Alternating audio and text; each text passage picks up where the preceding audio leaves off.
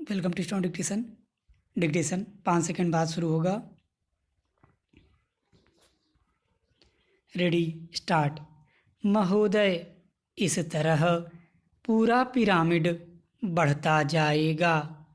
यह विचार बड़ा स्पष्ट और सरल लगता है, परंतु जब इसे हमारे जैसे विशाल आकार, जनसंख्या और सामाजिक जटिलताओं वाले देश पर लागू किया जाता है तो इसे कार्यान्वित करना अत्यंत दुष्कर कार्य हो जाता है।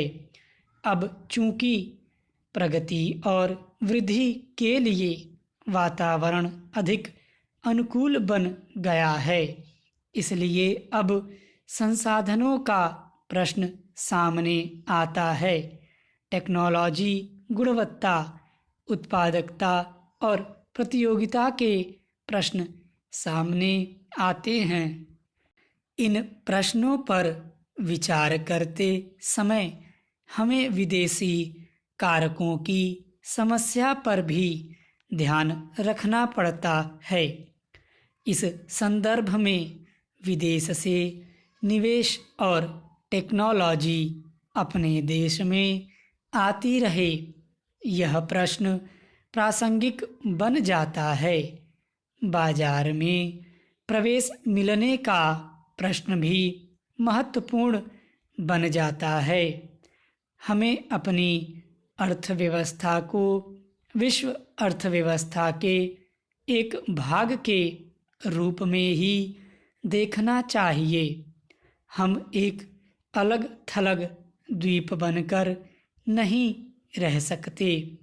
हमें तो स्वयं को विश्व की प्रणाली के एक भाग के रूप में ही देखना चाहिए। इसी के साथ द्वीप का भी अस्तित्व बने रहना चाहिए और राष्ट्रीय हितों को भुलाया नहीं जा सकता, जिसे विश्वव्यापीकरण कहा जाता है। वह विश्व का एक भाग बनने का प्रयास मात्र है। इसके बाद ही हम शेष विश्व से यह आशा कर सकेंगे कि वह हमें हमारी आवश्यकता की चीज़ें प्रदान करे। मुझे विश्वास है कि ऐसा करते समय विसम्मति की कोई आवाज़ नहीं होगी, किंतु हम विश्वव्यापीकरण महज उसी की खातिर नहीं कर रहे।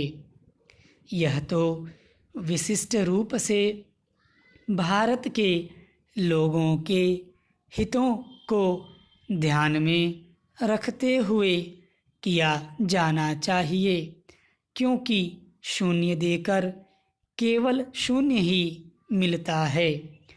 इसलिए हम अपना लक्ष्य तभी प्राप्त कर सकते हैं जब हम यह दिखा दें कि इससे देने वाले और लेने वाले दोनों का लाभ है।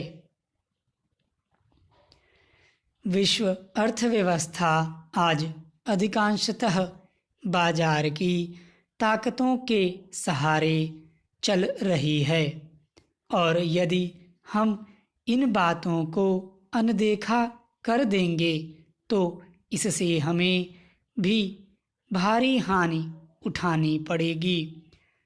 अपने प्रयासों में हमने इस वास्तविकता को स्वीकार करने का प्रयास किया है।